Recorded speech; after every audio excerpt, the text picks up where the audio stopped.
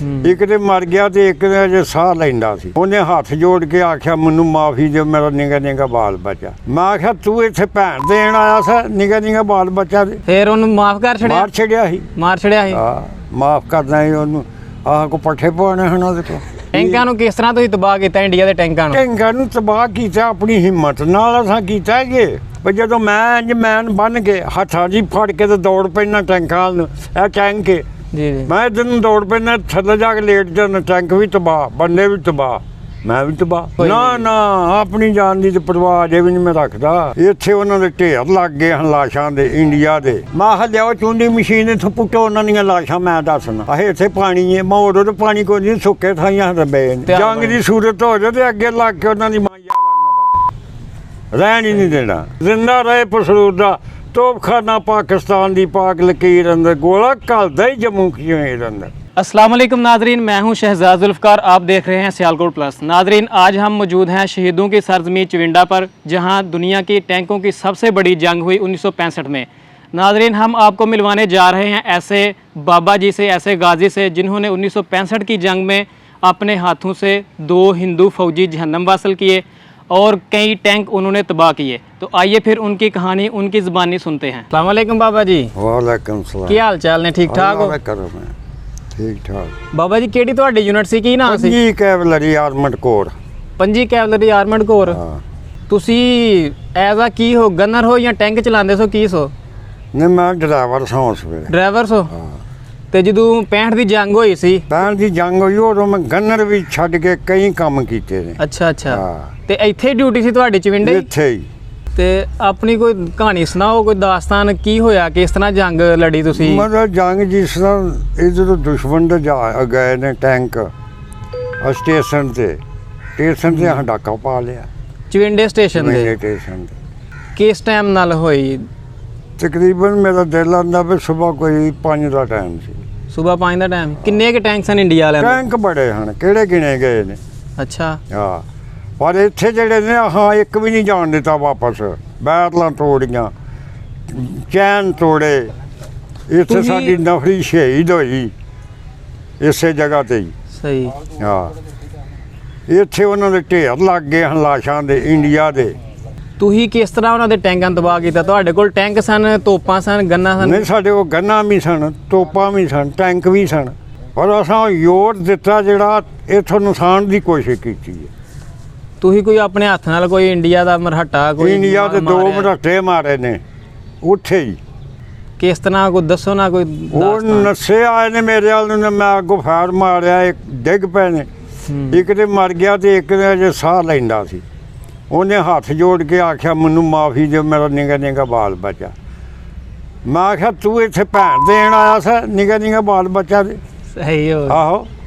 ਫਿਰ ਉਹਨੂੰ ਮਾਫ ਕਰ ਛੜਿਆ? ਮਾਰ ਛੜਿਆ ਸੀ। ਮਾਰ ਛੜਿਆ ਸੀ? ਹਾਂ, ਮਾਫ ਕਰਨਾ ਹੀ ਉਹਨੂੰ। ਆਹ ਕੋ ਪੱਠੇ ਪਾਉਣੇ ਹਨ ਉਹਦੇ ਕੋਲ। ਸਹੀ ਆ।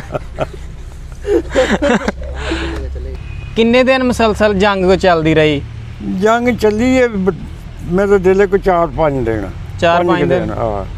ਤੁਹਾਡਾ ਕੋਈ ਕਰੀਬੀ ਸਾਥੀ ਵੀ ਕੋਈ ਸ਼ਹੀਦ ਹੋਇਆ, ਕੋਈ ਦੋਸਤ? ਬਥੇਰੇ ਹੋਏ ਨੇ। ਟੈਂਕਾਂ ਨੂੰ ਕਿਸ ਤਰ੍ਹਾਂ ਤੁਸੀਂ ਤਬਾਹ ਕੀਤਾ ਇੰਡੀਆ ਦੇ ਟੈਂਕਾਂ ਨੂੰ? ਟੈਂਕਾਂ ਨੂੰ ਤਬਾਹ ਕੀਤਾ ਆਪਣੀ ਹਿੰਮਤ ਨਾਲ ਅਸਾਂ ਕੀਤਾ ਜੇ। ਉਹ ਜਿਹੜਾ ਕਹਿੰਦੇ ਨੇ ਜੀ ਉਹ ਗੋਲਿਆਂ ਨਾਲ ਹੀ, ਟੈਂਕਾਂ ਨਾਲ ਹੀ। ਸੀਨੇ ਤੇ ਬੰਬ ਬੰਨ ਕੇ ਟੈਂਕਾਂ ਥੱਲੇ ਲੇਟ ਗਏ। ਸੀਨਾ ਸਾਡੇ ਜਵਾਨ ਜਿਹੜੇ ਨੇ 80 ਟੈਂਕ ਮੈਨ ਬੰਨ ਕੇ ਹੱਥਾਂ 'ਚ ਫੜ ਕੇ ਉਹਨਾਂ ਦੀਆਂ ਟੈਂਕ ਜਿਹੜੇ ਨੇ ਤਬਾਹ ਕਰ ਛੱਡੇ ਨੇ, ਉੱਥੇ ਸ਼ਹੀਦ ਹੋ ਗਏ ਨੇ। ਕਹਿੰਦੇ ਨੇ ਉਹ ਇੰਡੀਆ ਵਾਲੇ ਪਰੇਸ਼ਾਨ ਹੋ ਗਏ ਹਨ, ਸਮਝ ਨਹੀਂ ਲੱਗਦੇ ਵੀ ਕਿੱਥੋਂ ਟੈਂਕ ਕੀ ਸਮਝ ਉਹਨਾਂ ਨੂੰ ਕਾਹਦੀ ਲੱਗਣੀ ਸੀ।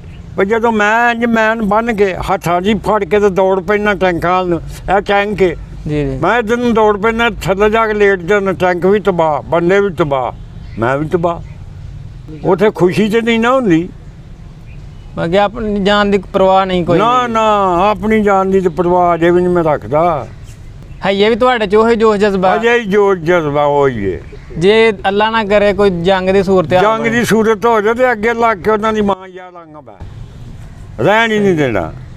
ਇਹ ਜਿਹੜਾ ਪਿੱਛੇ ਸਾਡੇ ਟੈਂਕ ਹੋਏ, ਇਹ ਵੀ ਉਦੋਂ ਦਾ ਹੀ ਹੈ? ਉਦੋਂ ਨਹੀਂ ਹੈ, ਇੰਡੀਆ ਦਾ ਹੀ ਹੈ? ਉਦੋਂ ਨਹੀਂ। ਆਹੋ। ਤੇ ਤੋਪਖਾਨਾ ਪਸਰੂਰ 2 ਗੰਨਾਂ ਹਨ ਸਾਡੀਆਂ ਵੱਡੀਆਂ, ਤੇ ਉਹ ਵੀ ਚੱਲਦੀਆਂ ਸਨ। ਇੱਥੇ ਜਿਹੜਾ ਓਪੀ ਸੀ ਸਾਡਾ, ਉਹ ਤਵੀ 'ਚ ਗੋਲੇ ਪਵਾਉਂਦਾ ਸੀ, ਤੇ ਉਹ ਉਹਨੂੰ ਮਾਰਿਆ। ਮੁੜ ਕੇ ਜਿਹੜਾ ਇੱਥੇ ਓਪੀ ਲੱਗਾ ਉਹ ਜੰਮੂ ਦੇ ਗੋਲੇ ਜਾਂਦੇ ਹਨ। ਜ਼ਿੰਦਾ ਰਹੇ ਪਸਰੂਰ ਦਾ ਤੋਪਖਾਨਾ ਪਾਕਿਸਤਾਨ ਦੀ ਪਾਕ ਲਕੀਰ ਅੰਦਰ ਗੋਲਾ ਘਲਦਾ ਹੀ ਜੰਮੂ ਕਸ਼ਮੀਰ ਅੰਦਰ। ਜ਼ਿੰਦਾਬਾਦ। ਉਹ ਜਿਹੜੀਆਂ ਤੋਪਾਂ ਸਨ ਉਹਨਾਂ ਦੀ ਕਿੰਨੀ ਕੁ ਰੇਂਜ ਉਹ ਸੀ? ਬੜੀ ਪਾਵਰ ਸੀ ਉਹਨਾਂ ਤੋਪਾਂ ਦੀ। ਉਹਨਾਂ ਦਾ ਕੀ ਨਾਂ ਸੀ ਤੋਪ ਦਾ ਉਸਦਾ? ਹੈ ਵੀ ਸੁਣਿਆ ਕੋਈ ਇੱਕ ਰਾਣੀ ਤੋਪ ਸੀ। ਰਾਣੀਆਂ ਸਨ ਦੋਵੇਂ ਰਾਣੀਆਂ। ਉਹਨੂੰ ਕਿੰਜ ਚਲਾਉਂਦੇ ਹਨ? ਕਹਿੰਦੇ ਨੇ ਪਾਣੀ ਡਰਮ ਭਰ ਕੇ ਵਿੱਚ ਪਾਣੀ ਡਰਮ ਸ਼ਰਮ ਕੋਈ ਨਹੀਂ। ਸਾਡੇ ਤਲਾਅ ਸਨ ਪਿੱਛੇ, ਤਲਾਵਾਂ 'ਚ ਬੰਦਾ ਚੁੰਮੀ ਮਾਰ ਜਾਂਦਾ ਜਦੋਂ ਫਾਇਰ ਹੁੰਦਾ, ਉਹਦੇ ਨਹੀਂ ਤਾਂ ਕੰਨ ਪਾੜ ਜਾਣ। ਇੰਨੀ ਕੁ ਆਵਾਜ਼ ਹੁੰਦੀ? ਇੰਨੀ ਕੁ ਆਵਾਜ਼ ਹੁੰਦੀ। ਪਰਛੱਤੀਆਂ ਨੂੰ ਬਰਤਨ ਡਿੱਗ ਪਏ ਦੁਨੀਆ ਦੇ। ਅੱਲਾ ਪਾਵਰ ਦਿੰਦਾ, ਅੱਲਾ ਕੋ ਮੰਗੋ। ਅਸਲ ਤਾਕਤ ਤੇ ਮਾਨ ਦੀ ਤਾਕਤ। ਅਮਾਨ ਦੀ। ਇੰਡੀਆ ਦੀ ਆਰਮੀ ਕਿੰਨੀ ਕੁ ਬਹਾਦਰ ਸੀ? ਉਹ ਬੜੀਆਂ ਬਰਕਾਂ ਇੰਡੀਆ ਮਾਰਦੀ। ਦੀ ਬਹਾਦਰ ਫੌਜ ਬਥੇਰੀ ਸੀ, ਪਰ ਹੱਲਾ ਛੜੀ ਸੀ। ਨਸਾਹੜਿਆ ਵਾ ਇੱਥੇ ਪਿਛਲੇ 6 ਸਤੰਬਰ ਤੇ ਮੈਂ ਇੱਥੇ ਗਏ ਸਾਂ ਆ ਸਕੂਲ ਦੇ ਕੋਲ ਤੇ ਜਾ ਕੇ ਉਤਰਿਆ ਹਾਂ। ਅੱਗੇ ਗੱਡੀ ਮੇਰੀ ਸੀ ਤੇ ਪਿੱਛੇ ਅਫਸਰ ਸਨ ਸਾਰੇ। ਮੈਂ ਕਿਹਾ ਲਿਆਓ ਚੁੰਡੀ ਮਸ਼ੀਨ ਇੱਥੋਂ ਪੁੱਟੋ ਉਹਨਾਂ ਦੀਆਂ ਲਾਸ਼ਾਂ। ਮੈਂ ਦੱਸਣਾ ਆਹੇ ਇੱਥੇ ਪਾਣੀ ਹੈ। ਮੈਂ ਉਦੋਂ ਤਾਂ ਪਾਣੀ ਕੋਈ ਨਹੀਂ, ਸੁੱਕੇ ਥਾਈਆਂ ਦੱਬੇ ਨੇ। ਪੁੱਟੋ ਇੱਥੋਂ। ਇੱਥੇ ਉਹਨਾਂ ਦੀਆਂ ਲਾਸ਼ਾਂ ਦੱਬੀਆਂ ਹਨ ਚਵਿੰਡੇ 'ਚ? ਉਹ ਚਵਿੰਡੇ 'ਚ ਦੱਬੀਆਂ ਨੇ। ਉੱਥੇ ਕਿ ਹੋਰ ਹਾਂ ਕਿੱਥੇ ਕਰਨੀਆਂ? ਸਟੇਸ਼ਨ ਵੱਲ? ਆਹੋ ਸਟੇਸ਼ਨ ਵੱਲ। ਇੰਡੀਆ ਵਾਲੇ ਕਹਿੰਦੇ ਨੇ ਫੇਰ ਹਮਲਾ ਕਰਾਂਗੇ। ਓਏ ਉਹ ਨਹੀਂ ਕਰ ਸਕਦੇ। ਸਾਡਾ ਅਮਾਨ ਕਾਇਮ ਹੈ, ਉਹ ਨਹੀਂ ਕਰ ਸਕਦੇ ਅੱਲਾ ਦੇ ਫਜ਼ਲ ਨਾਲ। ਤੇ ਜਿਹੜੇ ਹੁਣ ਮੌਜੂਦਾ ਅੱਜ ਦੇ ਨੌਜਵਾਨ ਨੇ ਉਹਨਾਂ ਨੂੰ ਕੀ ਪੈਗਾਮ ਦਵੋਗੇ? ਉਹਨਾਂ ਨੂੰ ਪੈਗਾਮ ਦਿਆਂਗੇ ਵੀ ਇਹਨਾਂ ਕੋਲ ਡਰਨਾ ਨਹੀਂ। ਤਾਕਤ ਆਪਣੀ ਰੱਖਣੀ, ਅਮਾਨ ਕਾਇਮ ਰੱਖਣਾ, ਡਰਨਾ ਨਹੀਂ। ਤੇ ਪਾਕ ਫੌਜ 'ਚ ਨੌਕਰੀ ਕਰਨੀ? ਪਾਕ ਫੌਜ ਦੀ ਨੌਕਰੀ ਕਰਨੀ। ਸਹੀ ਹੈ।